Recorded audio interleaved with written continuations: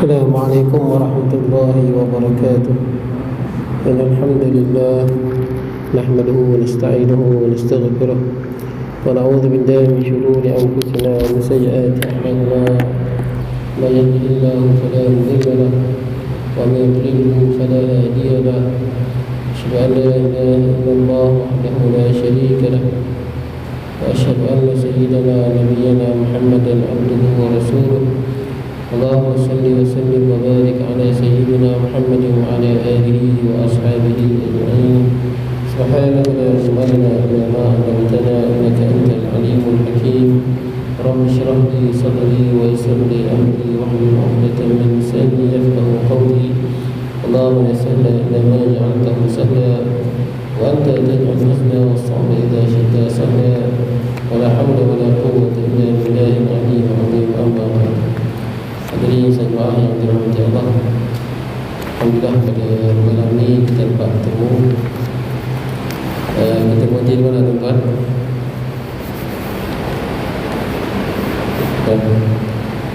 Mana Imam Ahmad Al-Jazi. Selalu dia ada di kitab.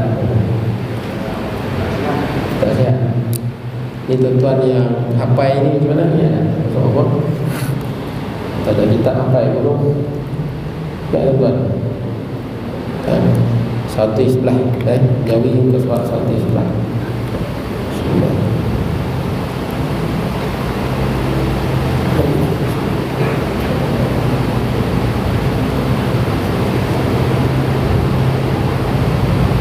Baik, jadi kita tengok ke surat satu sebelah.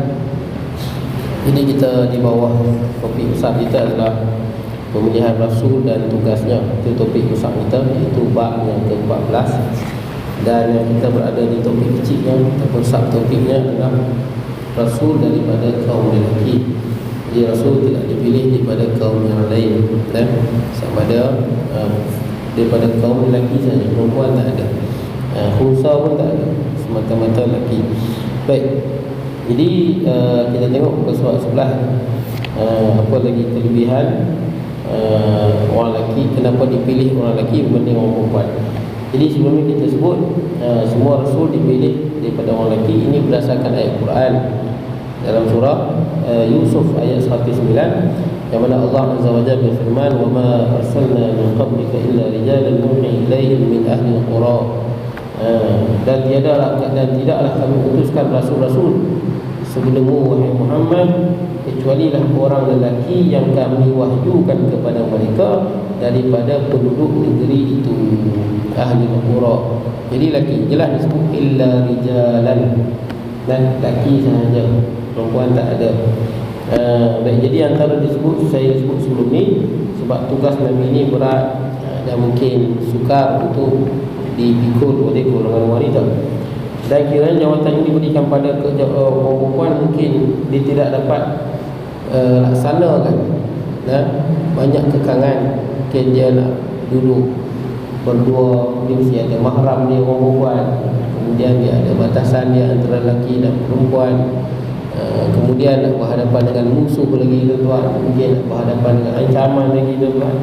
Kemudian juga pemimpin memerlukan pergaulan yang sangat bebas, pergaulan yang bebas dengan ramai orang. Jadi untuk orang perempuan bergaul dengan ramai orang, dia bersulat, dan dia duduk di depan, orang lihat dia bercakap di mana-mana tuan-tuan, mungkin jadi suka menjadi ketua bagi tentera dan sebagainya. Baik, sebaliknya kaum lelaki mempunyai ketabahan hati dan kesanggupan menanggung penderitaan yang menimpa diri mereka. Jadi biasanya bila ditimpa orang lelaki dengan satu musibah, kebiasaannya dia lebih kuatlah hati dia.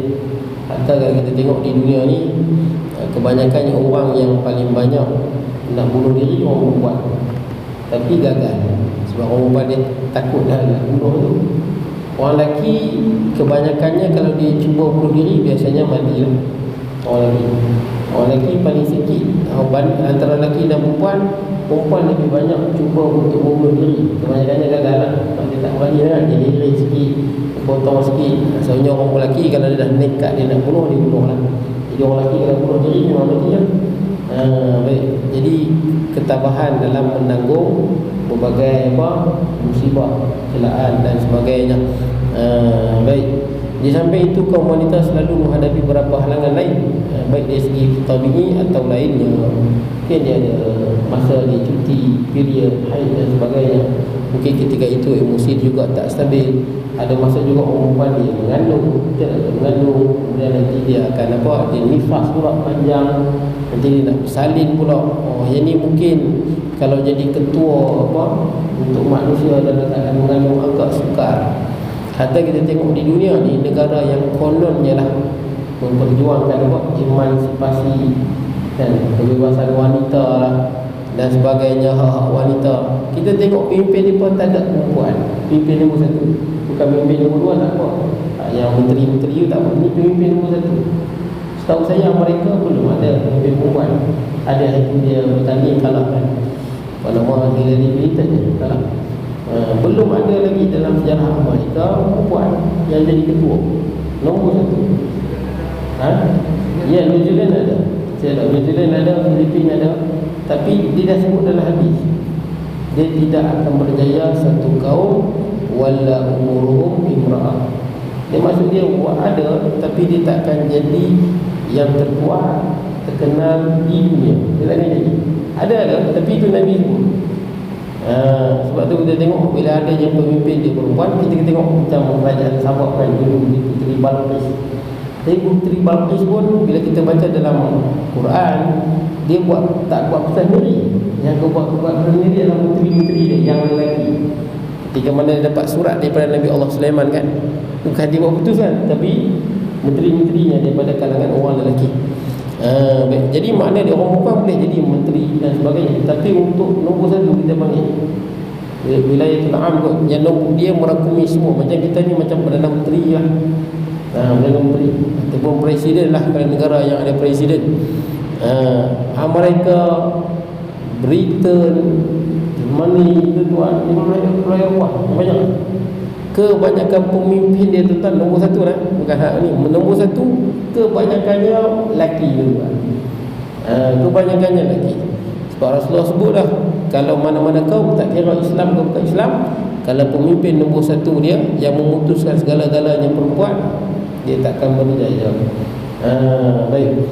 Jadi tuan-tuan, dia bukan masuk kelemahan orang perempuan, dia sebab fungsi kita dijadikan tuan-tuan. Yang jadikan kita Allah Azza wa Jalla.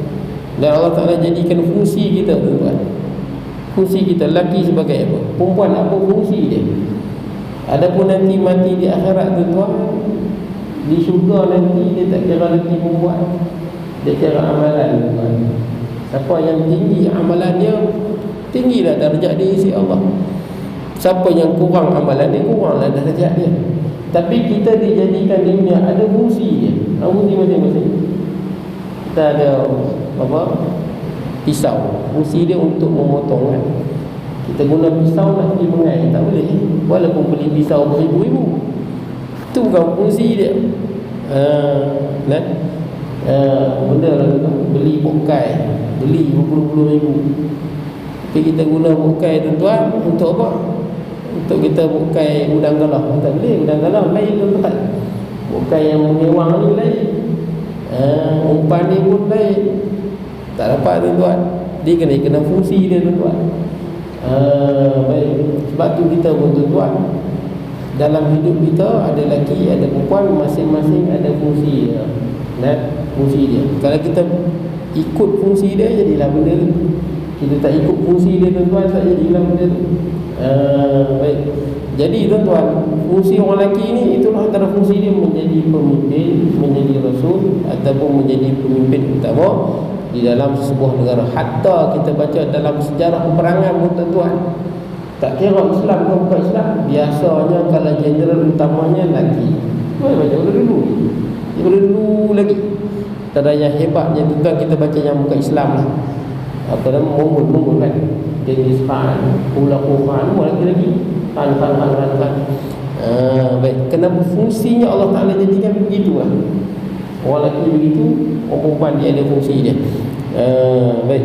Sebab tu tuan-tuan, pernah isteri Nabi SAW yang bernama Ummu Salamah. Salamah ni pernah sebut pada Nabi Muhammad sallallahu alaihi wasallam, "Wahai Rasulullah, kenapa kami ni tak dijadikan laki je? Jadikan laki.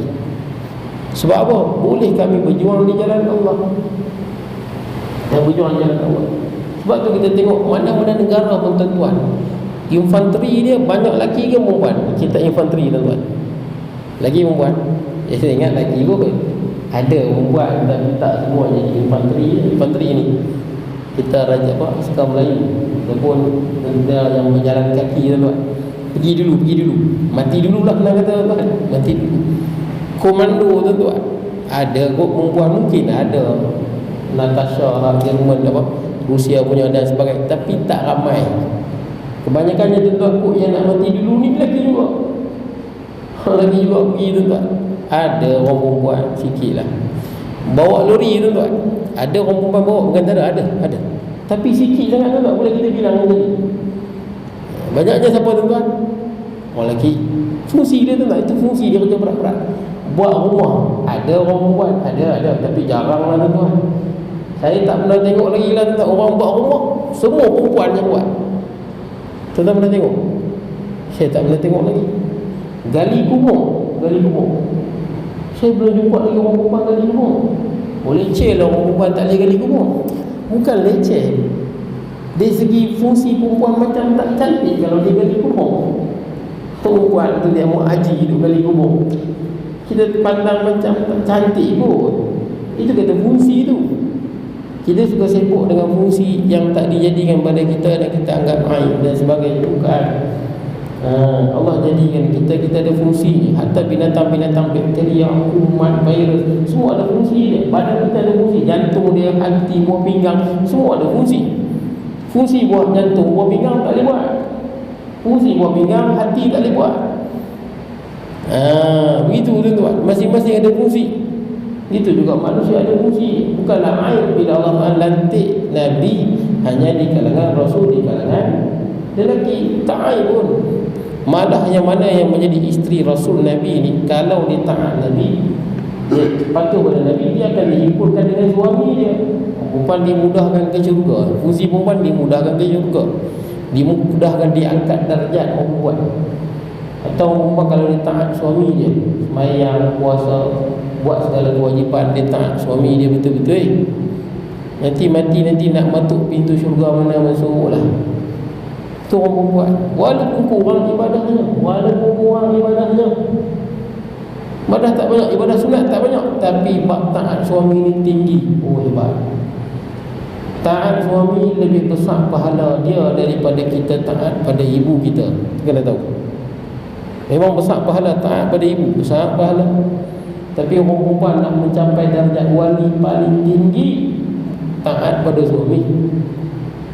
Sampai Nabi sebut, lau kuntu amiran, kalaulah aku boleh suruh orang yasjudu li ahadin, sujud pada orang lain, la amartu mar'ah tasjudu li zawjiha, akan suruh isteri taat sujud pada suami.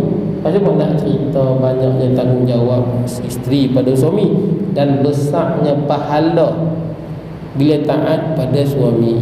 Besar mana? Besar sungguh.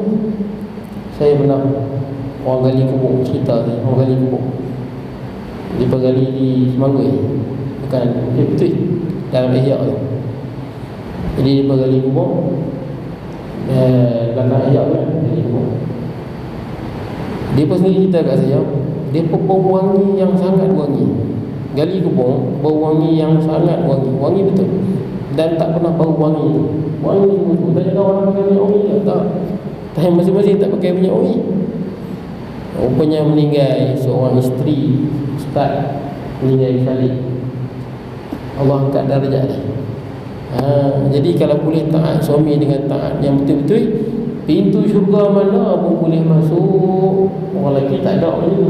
Orang perempuan ni taat pada suami sungguh-sungguh, masuklah pintu syurga mana pun nak masuk. Hebatlah tu kan, kalau boleh taat suami macam tu lah tu kan. Dan ada satu kisah yang menarik, yang masyhur saya dengar, Tok Guru cerita tu. Ada seorang lelaki, dia ni ahli maksiat, tapi dididik anak dia dengan didikan yang baik. nak perempuan ni. Jadi hampa dah menikah nanti, taatlah pada suami hampa melebihi taat pada yang lain. Itu didirikan daripada anak-anak perempuan ni. Satu ketika, ini cerita dulu tuan-tuan, bukan cerita sekarang. Suami dia keluar. Suami dia kata kat isteri dia, jangan keluar pergi mana-mana sampai aku balik. Ini cerita dulu, kerana dia keluarkan jauh, dia unta, jalan apa, kadang berhari-hari, berminggu, berbulan. Kata jangan keluar sampailah aku balik. Ketika suami dia dalam kepergian, bapak dia mati. Bapak perempuan dia mati. Perempuan ni nak balik, tapi teringat pak dia pesan, taat suami. Ingat pak dia pesan. Pak dia tu ahli maksiat. Pak dia tu ahli maksiat. Dan dia pun tak balik kerana ingat pesan ayah dia, taatlah pada suami. Dan ayah dia diampunkan dosa, diampunkan dosa bapak dia, walaupun ahli maksiat, kerana berjaya didik anak dia menjadi anak yang taat pada suami. Baik tuan-tuan, jadi ceritanya orang perempuan taat pada suami itulah sebesar-besar ibadah bagi perempuan setelah ibadah yang wajib. Itulah sebesar-besarnya. Baik. Jadi tuan-tuan, baik dari segi tabiat ataupun lainnya, ini tak sesuai tuan-tuan. Kita tengok kat dunia berfungsi, orang sembang lah bab apa, beginilah begitulah bab wanita, emansipasi, kebebasan wanita dan sebagainya tuan-tuan. Kan tuan-tuan tengok kat dunia, tuan-tuan geleng kepala lah tuan-tuan. Sampai pergerakan-pergerakan wanita ni tuan-tuan, mereka nak pakaian pun tak mau pakai macam perempuan, nak pakai macam lelaki. Tuan-tuan boleh tengok bila mereka buat tunjuk perasaan mereka di mana, di Rusia, di Amerika, di Mesir, mereka tak pakai baju. Seorang lelaki boleh tak pakai baju, kami pun tak pakai baju. Sampai macam tu. Tuan-tuan tak tengok lah tuan-tuan, pasal nampak tak pakai baju. Baju tak pakai bawah, pakai seluar. Tapi Rusia sangat tegas. Rusia sangat tegas dengan apa? Benda-benda ni lah. Rusia homoseksual ke, lesbian ke, gay, Rusia sangat tegas dengan benda ni. Termasuk juga gerakan-gerakan yang lagu ni lah. Dan mereka sampai macam tu lah, tak mau pakai baju. Saya rasa, saya tak tahu lah tuan-tuan, kalau orang perempuan tak pakai baju, dia bukan baik, dia akhir tuan-tuan. Tapi gitulah kononnya memperjuangkan hak wanita, sampai baju pun tak mau pakai, nak sama macam orang lelaki. Orang lelaki pusat lutut dia, kami pun apa salahnya kami dedahkan kami punya badan. Baik. Jadi tuan-tuan, ingat kita dijadikan oleh Allah, dan Allah Ta'ala dah jadikan fungsi kita. Saya lupa kata-kata Ummu Salamah tadi. Ummu Salamah radhiyallahu anha, dia berkata kepada Nabi sallallahu alaihi wasallam, "Ya Rasulullah, kenapa kami ni tak jadi lelaki ya? Jadi seperti lelaki, perempuan. Supaya apa? Kami dapat pahala jihad." Sebab dalam peperangan, bukan peperangan Rasulullahnya, tuan-tuan bacalah perangan dunia kedua ke, yang pertama ke, tamadun Cina ke, tamadun apa, Hulagu Khan ke, tamadun Viking ke, memang tentera ni banyak lagi. Kalau mati pun banyak lagi. Jadi Ummu Salamah sebut, pasal apa kami ni tak jadi macam lelaki je senang. Supaya apa? Yang pertama, boleh berjihad macam orang lelaki. Boleh berjihad macam orang lelaki, dapat pahala jihad. Kemudian boleh juga apa? Banyak berbagai-bagai pahala kami boleh buat. Yang orang lelaki boleh buat kan.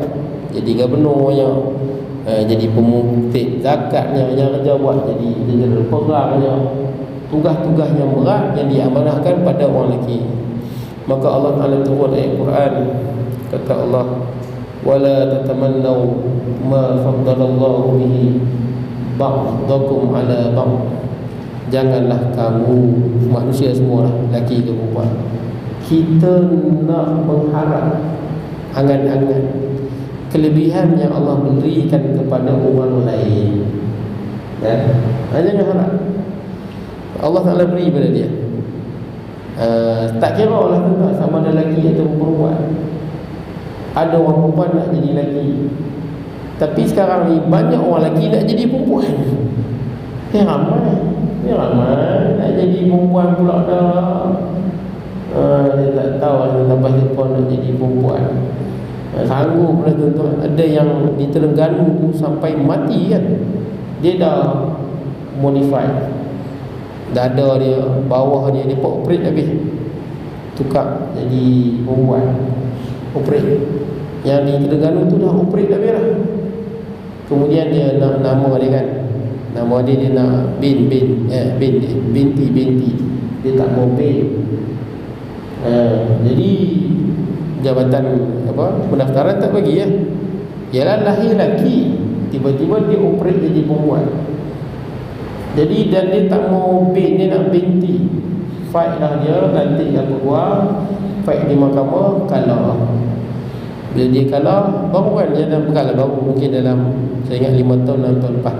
5 tahun 6 tahun lepas dia Terengganu. Bila dia kalah, dia sedih sampai dia mati. Dia bukan bunuh diri, tapi dia mati kerana kemurungan. Pasal nak jadi perempuan. Dan kita pun ada yang terkenal yang polis duduk cari lagi dengan jabatan agama kan, lari mana tak tahu, pun nak jadi perempuan. Ada orang perempuan nak jadi lelaki, ada nak jadi lelaki, tak mau jadi perempuan. Quran kata wala tatamannaw ma faddalallahu bihi ba'dakum ala ba'd. Jangan kita ni duk mengharap, duk berangan-angan nak kelebihan yang Allah berikan pada orang lain. Sama ada kita lelaki nak kelebihan yang Allah berikan pada orang perempuan. Perempuan ada kelebihan dia, boleh pakai sutra, boleh pakai emas. Ada masa tak payah semayang, betul tak? Ada masa boleh berehat lama, nifas, tak payah semayang, puasa pun tak. Ada kelebihan dia tuan-tuan. Orang lelaki ada kelebihan juga. Ataupun termasuk juga dalam ayat ni, jangan kita mengharap benda yang Allah berikan pada orang lain tak bagi pada kita. Contoh kekayaan, kita ada harta tapi ada orang yang lebih. Jangan kita sampai kita mengharap benda yang ada pada orang yang tak ada pada kita. Kita kulit kita sawo matang, jumpa kawan kita kulit putih melempar. Jangan. Masing-masing ada kelebihan yang Allah berikan. Malah semua yang ada kat dunia ni hujungnya semuanya binasa tuan-tuan. Tak ada apa pun ujian ni semua ni. Semua hujungnya binasa. Hidung kita hidung Melayu tuan-tuan. Ada kemet, ada kembang sikit. Kawan orang Arab tengok hidung mancung-mancung. Ish. Itu kejadian Allah pada dia. Allah Ta'ala tak pandang pun benda tu. Bilal bin Rabah hitam legap kan, sahabat Rasulullah tu hitam tapi mulia, ahli syurga. Masing-masing ada kelebihan tuan. Dari segi rupa ada kelebihan, dari segi harta ada orang lebih, dari segi harta ada orang berjaya dalam badan, ada orang anak dia jadi, ajak semua pandai. Jangan kita harap kelebihan yang Allah Ta'ala berikan pada orang lain. Supaya apa? Kata Imam Suyuti dalam tafsir dia, takut nanti membawa kepada apa? Dengki kita nak dengki sana, dengki sini. Baik, jadi tuan-tuan, saya baca ayat tadi, lirijali nasibun mimma iktasabu. Orang lelaki ni dia dapat apa sahaja yang diusahakan. Orang lelaki, walaupun dia lelaki, dia ingkar pada Allah, masuk neraka juga. Kalau dia buat baik, dapatlah kebaikan. Sama juga orang perempuan, walin nisa'i nasibun mimma iktasabu. Orang perempuan dia dapat kelebihan apa yang diusahakan. Dia taat Allah, taat Rasul, taat suami dia, buat banyak kebaikan, dia akan duduk dalam syurga yang tinggi. Innallaha kana bikulli syai'in alima. Allah Ta'ala lah yang mengetahui segala-galanya. Jadi tuan-tuan, di mana saja kita duduk, laki ke perempuan, harta dalam kehidupan kita, banyak mana harta kita setelah kita usaha habis-habis, bagaimana kita punya isteri, anak-anak setelah kita cuba didik habis-habis, itulah yang terbaik bagi kita tuan-tuan. Itulah yang terbaik. Allah Ta'ala mengetahui mana hambanya yang lebih layak dengan kekayaan, dengan sederhana dan sebagainya tuan-tuan. Baik, kemudian tegasnya kaum lelaki lebih berkemampuan untuk menjalankan tugas terhadap umat manusia seluruhnya. Di situ lebih berkemampuan untuk melaksanakan tugas terhadap umat manusia seluruhnya. Tugas dia, fungsi dia begitu. Tapi orang lelaki tak boleh mengandung, betul tak tuan? Takkan kita pula cemburu, siapa lah aku tak boleh mengandung, aku nak mengandung. Alhamdulillah, itu orang perempuan yang boleh, orang lelaki tak boleh. Tak payahlah kita nak siapa tak boleh pakai emas sutra. Kita tak boleh tuan, pakai emas tak boleh. Orang perempuan boleh pakai emas, boleh pakai sutra. Kita tak boleh tuan-tuan. Baik, itu kelebihan yang Allah Ta'ala berikan kepada orang perempuan. Malah orang perempuan ni kelebihan dia lagi apa? Orang perempuan ni dalam Islam, kalau dia ada ayah tanggung dia. Contohnya ada orang perempuan, dia tak kerja, jadi ayah tanggung dia. Dia nak bagi tempat tinggal, makan dan pakaian. Ayah mati, siapa tanggung dia? Tok Wan. Kalau ada Tok Wan, wali-wali tu kan, Tok Wan. Ayah kepada ayah, bukan belah mak, belah ayah. Tok Wan tak ada, atas baru Tok Wan, lagi lah tak ada kan. Baru pergi pada adik-beradik. Adik-beradik lelaki, adik-beradik lelaki bukan adik-beradik perempuan, adik-beradik lelaki. Tak kira sulung ke tak sulung. Ada orang kadang-kadang dia fikir mesti yang sulung. Tak. Macam adik-beradik lah, kalau dah tak ada wali kan. Ayah tak ada, Tok Wan tak ada, adik-beradik lelaki ada 5. Siapa nak jadi wali? Siapa-siapa pun boleh.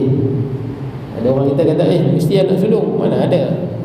Mana disyaratkan anak sulung? Cumanya boleh lah bersyarat anak sulung, betul tak syarat, tapi tak disyaratkan anak sulung. Ada setengah orang fikir kalau ayah mati maka anak sulung lah yang membagikan harta. Salah, mana ada dalam Islam. Mati je ayah, maka pembahagian harta pusaka dah ada dalam Quran. Bagaimana pembahagian? Seberapa semua ada. Ilmu faraid. Cuma abang sulung ni sebagai ketua untuk mengurus. Itu tugas dia lah. Bukan macam cerita Tiga Abdul, betul tak? Hang dapat harta berbilion-bilion, ni berbilion-bilion, kawan ni dapat rumah anak utuh lah tuan. Bukan macam tu. Baik. Jadi tuan-tuan, adik-beradik tanggung. Orang perempuan, ceritanya orang perempuan ni dia takkan melarat. Dia takkan melarat. Kalau tak ada adik-beradik, pak saudara tanggung, pak saudara belayar. Pasal belah mak tak ada. Belah mak mana dapat pusaka? Pusaka pun tak layak. Nak jadi wali pun tak boleh. Ni adik-beradik belah ayah. Dan pak saudara belah ayah, pak saudara pun tak ada. Katakanlah semua tak ada lah tuan. Jadi dia akan pergi pada pak saudara sebapa. Kalau tak ada pun pergi pada hujung ni sepupu belah bapa. Last sekali tuan-tuan, tak ada siapa juga, Baitul Mal yang tanggung untuk perempuan.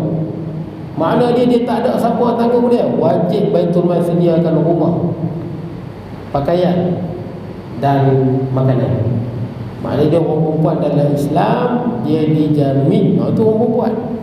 Kan dia ada keterbatasan, mungkin dia ada masa dia tak boleh kerja, ada masa dia ada salin, ada masa dia sakit dan sebagainya. Dari segi fizikalnya tuan-tuan, orang perempuan dicipta lemah dengan orang lelaki. Jadi orang perempuan ikut mana pun dia hidup. Orang lelaki kalau sihat, kuat, boleh kerja tapi malas, teruklah. Malas tanggunglah akibat tu orang lelaki. Sihat boleh kerja, malas tanggung. Itulah akibatnya. Tak macam orang perempuan, sentiasa dalam lindungan Allah dan Islam. Ada lindungan bagi orang perempuan. Baik. Boleh tak orang lelaki nak macam tu? Aku nak macam tu juga. Tak boleh. Kita orang lelaki memang dijadikan untuk bekerja untuk menafkah isteri kan, anak-anak usaha, anak kerja lagu mana. Dan bukanlah aib kalau isteri tak kerja. Betul, isteri tak kerja. Ramai isteri tak kerja, suami kerja hebat. Tak aib langsung bagi isteri dia, itu tugas dia. Tapi kalau isteri kerja, suami tak kerja, pelik, betul tak? Maka pelik. Dan saya jumpa banyak ada kes. Pasal apa? Pak mentua menyampah dengan suami. Banyak saya jumpa. Pasal apa? Suami tak kerja, malas. Bukan dia kerja, dia tak kerja, malas. Kerja duduk saja, malas nak kerja. Kerja ni tak mau, kerja tu tak mau. Pasal apa dia malas? Pasal bini gaji banyak. Bini cikgu, gaji 48, 52, 54. Ni gaji dah 7-8 ribu. Orang kawan syok lah tu kan. Doktor kan bini kan. Orang syok kahwin. Kerja malas. Biasanya tuan-tuan dalam masyarakat orang tak kenal lah tuan. Kalau dia macam air. Walau sahabat saya pun ada yang begitu. Memang pak mentua, mak mentua tak berkenal lah tuan-tuan. Isteri yang tanggung semua, dia duduk saja relax. Mana dia pun tuan-tuan, tak apa kalau isteri gaji banyak, tapi kita jangan duduk saja. Betul tak? Buatlah apa saja. Ya. Apa? Tak. Dia sebab dia atas keredaan. Dia tak dayus. Dia dayus ni kalau isteri buat maksiat, kita biar. Dia kalau suami tak kerja, isteri dia tu tak apalah. Kalau isteri tak redha, semua tu jadi hutang. Itu yang bahaya tu. Tu saya kata orang perempuan ni ada kelebihan yang kita tak ada. Katakanlah kita tak kerja, bini tak redha semua ni. Yang dia bagi makan dia tak redha, dia bagi makan anak patut suami yang bagi, dia tak redha semua benda ni. Sewa rumah patut kita bayar, dia tak redha. Tapi dia bayar juga. Tuan-tuan, tu semua jadi hutang tu. Buku 55. Bila nak bayar duit tak ada. Tunggu akhirat nanti. Berat tuan-tuan. Berhati-hati pada orang lelaki yang nak menikah dua. Nikah dua, puteri nak menikah dua. Orang lelaki ni biasanya dalam hati teringin menikah dua. Betul lah haji juga betul. Orang hati haji tak jawab. Biasanya ada lah. Tapi bila fikir tanggungjawab, bijak betul tak? Fikir tanggungjawab, kesan akibat, sebenarnya hilang minat dia, betul tak? Daripada berkenan, hilang berkenan ingat ni sebab benda nak buat ni dengan tanggungjawab tu berat. Tapi kalau tak fikir tanggungjawab, fikir syok tuan-tuan, dia dapat menikah janda ni syok, dia fikir syok fikir syok memang dia terlupa diri tuan-tuan. Jangan fikir syok fikir apa benda nak jadi kemudian tanggungjawab. Perangai dia lagi lagu mana, adik-adik dia lagu mana, banyak benda, duit nafkah lagi. Jaga-jaga orang lelaki yang pergi menikah dua. Bukan pasal apa. Kadang-kadang kes yang banyak jadi bergaduh nikah dua ni bukan pasal apa. Lelaki bini kerja. Bila kerja, rumah bayar apa? Kautim kan? Separuh lah. Isteri bayar ni, suami bayar ni. Dah kongsi-kongsi dah. Maknanya dia suami tak boleh pun nak tanggung semua isteri, kena juga mendapat pertolongan isteri. Sama tu banyak. Tiba-tiba pergi menikah dari sakit hati tak nombor satu. Ke dia tak sakit hati? Saya tak tahu orang kumpul gajah. Tak apalah bang. Baguslah orang kumpul gajah macam tu. Tak apalah bang. Sayang dia tu bang kahwin lagi satu. Boleh lah kita buat. Tapi biasanya kalau buat lagu tu, isteri memang tak reda. Aku kerja selama ni nak bagi hang senang. Betul tak? Macam ni yang buat apa. Tapi orang perempuan ni marah lagu tu pun punya marah, dia buat pulang duit juga. Betul tak? Dan suami tak boleh bagi makan, takkan nak biar anak lapang. Anak dia ramai anak dia, macam mana dia buat pulang duit? Patutnya suami dia yang bayar. Sewa rumah, takkan nak kena halau dengan tuan rumah, dia bayar juga. Tapi hati dia dah mula tak reda. Habis tu macam mana? Orang kena minta reda. Kalau dia tak reda, orang kena kerja lebih. Itu je lah. Bayar rumah, tapi dia tak duit, kerja lebih. Balik kerja pergi mengai ke, pergi menjala ke, tanggung semua. Kena ingat tuan-tuan. Dan sebab kadang-kadang saya tengok orang, walaupun dia ahli masjid, kita dah nampak macam ahli agama, tapi dia tang sini dia tak jaga tuan-tuan. Silap tuan-tuan. Silap, bukan silap sikit, dosa besar. Dosa besar suami mengabaikan tanggungjawab dia terhadap anak dia sendiri. Dosa besar, bukan dosa kecil, dosa besar. Sebab tu ingat, bila kita dah bini banyak bayar ni bayar tu, masing-masing saya ingat tuan-tuan, hasrat untuk menikah lagi dua tu tinggal kenangan lah tuan-tuan. Lain aku tiba-tiba tuan-tuan dapat apa, jumpa emas belakang rumah pun dapat 3-4 juta, tak apa, nanti dah kan kita menikah, bini tak mau tanggung dah yang lain, tuan-tuan tanggung apa je. Jadi ingat, kalau isteri tanggung suami, pastikan isteri reda. Suami, kalau suami tanggung isteri, tak perlu isteri reda apa, memang kewajipan suami pun. Nampak tak? Kita tak boleh mengada-ngada, kita nak jadi macam orang perempuan. Tak boleh, kecuali dengan izin dan reda je. Dia reda tak buat. Kalau dia reda, tak apalah bang, duduk rumah lah bang, saya kerja lah bang. Abang kalau kerja pun gaji tinggi dah. Saya gaji dah 13-14 ribu. Abang kerja pun 3-4 ribu, abang duduk rumah lah, saya tanggung semua. Tak apa. Tapi ada kes lagu tu, bini tanggung semua, dia pergi menikah lagi satu. Ada tak? Bukan ada. Bagus betul tuan. Baik, kemudian tegasnya surah An-Nisa, firman Allah ayat 34 surah An-Nisa. Ceritanya jangan kita sibuk dengan kelebihan masing-masing. Bila Ummu Salamah sebut itu, maka kata turun ayat ni, ayat tadi tu, wala tatamannu ma faddalallahu bihi ba'dukum 'ala ba'd. Jangan kita harap kelebihan yang Allah Taala berikan pada orang yang tidak ada pada kita. Baik, kemudian surah An-Nisa ayat 34, ar-rijalu qawwamuna 'ala an-nisa'i bima faddalallahu ba'dahum 'ala ba'd. Kaum lelaki itu lebih menguasai bertanggungjawab di atas kaum wanita dengan sebab kelebihan yang dikurniakan oleh Allah kepada setengah mereka di atas setengah yang lain. Nampak? Jadi orang lelaki Allah lebihkan dia pasal apa? Sebab kelebihan apa? Kerana dialah, disebut sambungan ayat ni tuan-tuan, kelebihan antara suami ni, kelebihannya dia lelaki lah, mempunyai apa, hati yang lebih kuat. Mungkin dari segi apa, emosi dia lebih stabil. Mungkin dari segi apa, fizikal dia lebih kuat. mungkin dari segi apa? Dari segi biwa bima anfaqu min amwalihim, di sambungan ada kat sini. Dia baca pendek sambungan di sini, wa bima anfaqu min amwalihim. Kenapa Allah lebihkan orang lelaki terhadap orang perempuan? Pasal orang lelaki lah yang wajib tanggung isteri, anak-anak. Bukannya isteri kita, kena ingat saya sebut tadi tu. Kod kita ada adik-beradik yang tak menikah. Ingat tu, adik-beradik lelaki. Kita ada adik seorang tak menikah, kod janda ke. Ni kadang-kadang ada orang yang terabai tu. Dia hidup senang, dia kaya, hidup senang. Ada adik dia seorang janda, cerai dengan lelaki dia. Dia tak kerja, tak ada apa. Hidup melarat, makan tak ada apa, tak ada. Kadang-kadang adik-beradik kaki masjid pun pipi dia. Salah, berdosa besar.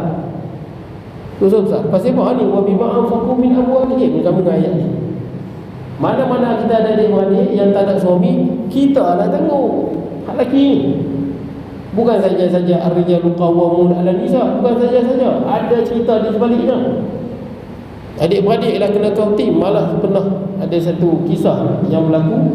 Orang tu mati, dia ni baik, orang nampak dia baik, main masjid, mengaji, ahli ibadah. Bila dia mati, maka kawan dia bertemu dia di, tuan-tuan, kalau ada kawan tuan-tuan mati, tuan-tuan mimpi jumpanya, biasanya tu betul je tuan-tuan. Memang ada ulama bincang dah tuan-tuan, memang kita dalam mimpi kita kalau jumpa orang mati, memang itu kebiasaannya, memang roh dia. Dia sebut dalam Quran tuan-tuan, bisa tak sempat nak bahas panjang tuan-tuan kat situ. Jadi tuan-tuan, memang kalau kita jumpa orang yang mati, makna dia memang orang yang mati. Dan orang yang mati tu dia kena balik-balik ke alam dia. Dia tak boleh, orang yang mati kita jumpa dia nak main ke alam kita, nak hidup balik. Tapi Allah Ta'ala tahan. Fayamsikul lati qada 'alaihi al-maut, qada 'alaihi al-maut, qada 'alaihi al-maut, yang mana dah mati Allah Ta'ala tak bagi pulang. Kita yang hidup ni, kita pergi jumpa orang yang mati di alam barzah tu, di alam roh. Kita hidup lagi, kita jumpa waktu kita tidur, Allah Ta'ala izinkan kita pulang ke badan kita, hidup balik. Wa yursil ukhra ila ajalin musamma, Quran sebut. Dan kita bila jumpa orang yang mati, dan kita jumpa, Allah Ta'ala lepaskan roh kita kembali ke jasad kita. Asal kita belum mati, kita hanya jumpa dia melalui mimpi. Tuan-tuan, bila kawan dia jumpa melalui mimpi, kawan dia terkejut, kena azab. Pelik tuan-tuan. Orang yang zahirnya ahli ibadah, baik, semayang, sebagainya tuan-tuan. Orang yang zahirnya ahli ibadah, ada orang tuan-tuan, ahli ibadah apa yang dia neraka. Antaranya ginilah, kita buat dosa-dosa yang kita pandang remeh, itu yang berhubung masuk neraka tu. Tanya, hang ni baik pasti masuk neraka. Dia pun bagi tahu, aku ada adik perempuan seorang. Orang lain tak tahu. Jemaah bukan tahu, kalau tak bagi tahu betul tak? Kita ni bukan semua kita tahu adik-beradik orang lain. Dia tak cerita kat kawan dia. Dia kata aku ada adik-beradik, adik perempuan semua, yang aku abaikan dia. Rumah tak ada, makan tak ada, duduk melarat, hidup susah. Dia sebagai apa, adik-beradik biar. Tapi ada lah masyarakat berlaku, ada adik-beradik perempuan susah, dan tak biar. Pandai-pandai hang lah. Nampak? Bukan saja-saja kita jadi ketua, banyak tanggungjawab. Dan orang perempuan jadi yang dilindungi dan sebagainya. Baik, kemudian kaum lelaki itu lebih menguasai bertanggungjawab di atas kaum wanita dengan sebab kelebihan yang dikurniakan oleh Allah kepada setengah mereka di atas setengah yang lain. Seluruh rasul yang diutuskan oleh Allah itu memikul tugas yang amat berat sekali daripada Allah. Ini tugasnya sangat berat. Hatta kita kalau di dunia ni kita tengok banyaknya tentera yang berat-berat lah tuan-tuan, banyaknya lelaki kerja buat berat. Apatah lagi kalau tugas rasul, kalau nak gali kubur pun kita bagi orang lelaki tuan-tuan. Tak pergi perang infanteri pun banyak orang lelaki tuan-tuan. Ni tugas rasul nak berhadapan dengan musuh kiri kanan depan belakang tuan-tuan. Lagilah berat, lagilah mencabar. Baik tuan-tuan, kemudian mereka diperintahkan supaya menyampaikan wahyu-wahyu Allah kepada manusia dan mengamalkannya sendiri. Ditugaskan menyampaikan wahyu. Ini Al-Quran. Kalau orang perempuan mungkin ada saat ketika tak boleh nak sampaikan. Contohnya masa tengah haid kan, mana nak sampaikan? Tengah nifas ke tuan-tuan, macam mana nak sampaikan? Jadi ada batasan. Apatah lagi kita tahu malaikat ni kalau dia datang biasanya dalam keadaan kita bersih tuan-tuan. Betul tak? Bersih daripada Ada kecil, ada besar. Kalau nak sentiasa dalam keadaan apa yang disenangi oleh para malaikat dalam tuan. Tapi kalau kita pun dalam keadaan yang tak bersih, macam mana kita nak terima wahyu? Wahyu tu tuan, macam mana nak dapat kalau kita dalam keadaan yang tidak bersih? Baik. Kemudian dan mengamalkannya sendiri. Kita dapat Quran dan kita baca. Jadi Rasulullah jadi imam, sahabat hafal. Rasulullah sampai, sahabat hafal. Rasulullah sampai, sahabat hafal. Dan tulis. Di samping menunjukkan contoh tauladan yang baik kepada yang lain, dan Rasulullah juga menjadi contoh. Jadi orang lelaki ni tuan-tuan, dia tak jadi fitnah tuan-tuan. Satu benda lagi, orang lelaki dia jadi contoh. Orang lelaki, orang perempuan tengok dia tak jadi fitnah. Dia beza dengan perempuan. Perempuan lain tuan-tuan. Kalau perempuan yang menjadi apa, yang menjadi pembawa khabar ke, yang menjadi contoh suri apa, role model ke tuan-tuan. Kalau dia lawa tuan-tuan, lawa sungguh, cantik sungguh, tubuh badan yang cantik, kulit yang cantik. Saya ingat orang lelaki tengok amalan dia ke tengok dia tuan-tuan. Kalau rupa dia tuan-tuan, orang perempuan sebab Nabi sebut dalam hadis. Sebab tu kita tengok adatnya lah tuan-tuan. Orang perempuan kalau dia pakai seksi, dia menarik perhatian, betul tak? Tapi kalau orang lelaki pakai seksi, tarik perhatian tak tuan-tuan? Orang lelaki keluar pakai seksi, ketat-ketat, pakai seluar ketat. Saya rasa kita tengok pening kot tuan-tuan. Orang perempuan lain.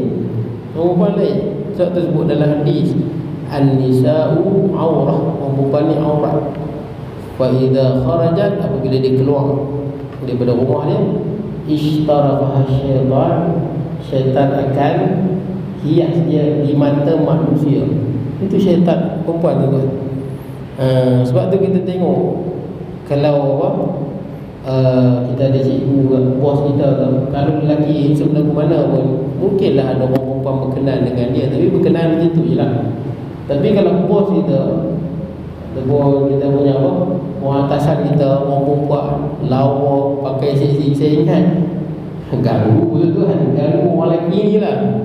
Berbanding dengan kalau orang lelaki dengan orang perempuan lain. Jarang kita jumpa kalau orang perempuan nak pergi kacau orang lelaki tuan-tuan. Jarang. Tapi orang lelaki pergi kacau orang perempuan banyak tuan-tuan. Baik, jadi tuan-tuan, kalau orang perempuan yang nak menyampaikan tu pula, mungkinlah jadi masalah. Orang tak tengok pada suri tauladan dia, orang lebih tengok kepada rupa dia. Nah, rupanya apatah lagi sebut tadi tu, orang perempuan ni syaitan akan jadikan dia cantik di mata orang. Tak pelik tuan-tuan, kita dah ada isteri lawa, tapi tengok bini orang, lawa pula bini orang. Tengok bini orang, padahal bini kita putih lagi. Pasal apa? Syaitan lah.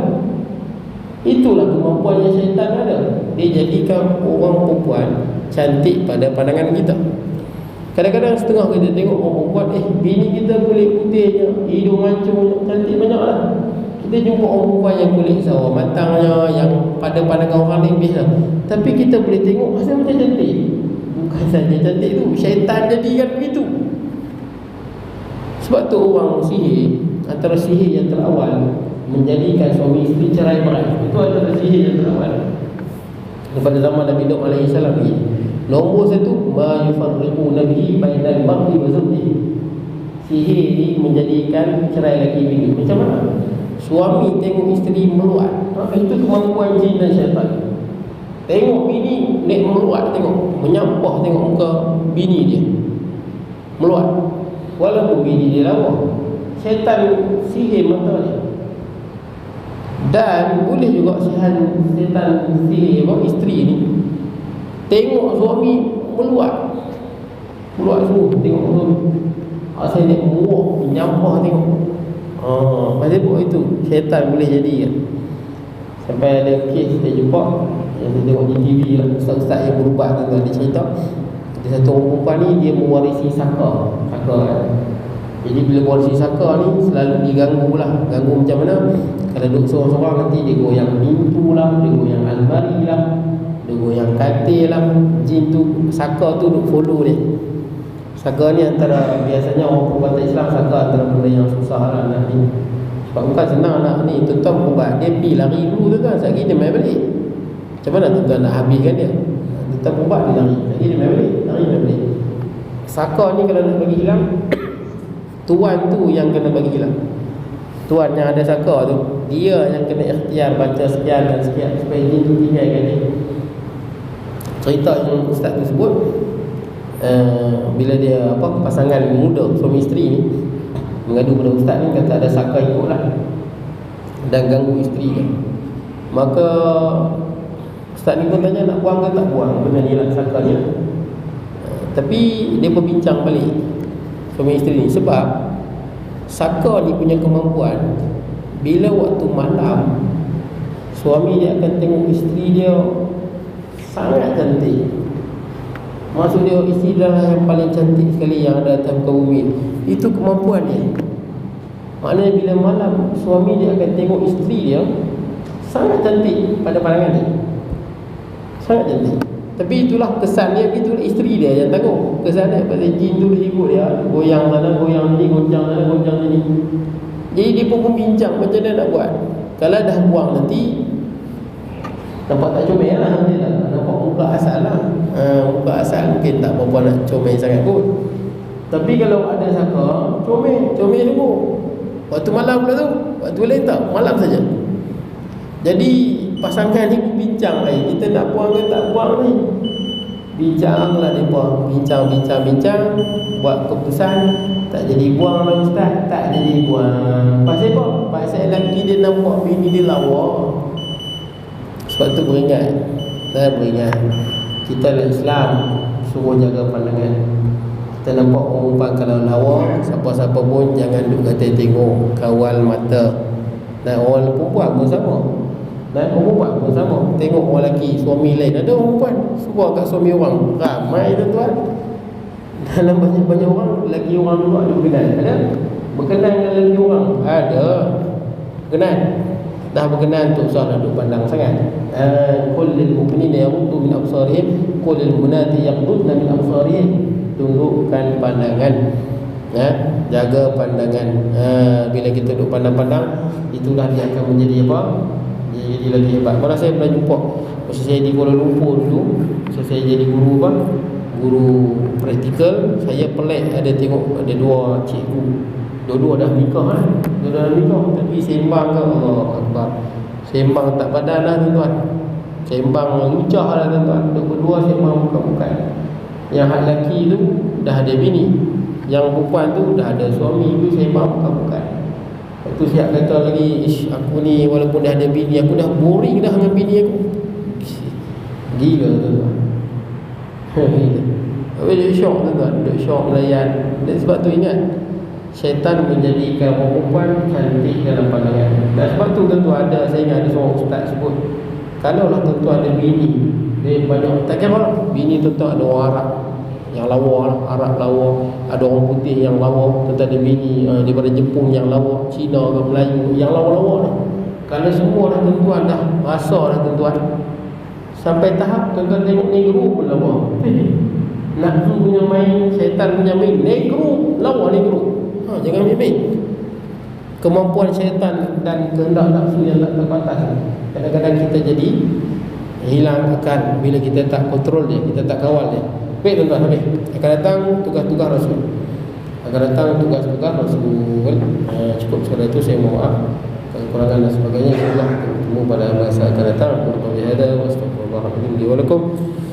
Bismillahirrahmanirrahim. Allahumma ij'al jam'ana hadha jam'an tafarruqana ba'd tafarruqan maqsuma la taj'al minna shaqiyyan wala mahruman wala matruda wa sallallahu alaihi wa sallam. Alhamdulillah.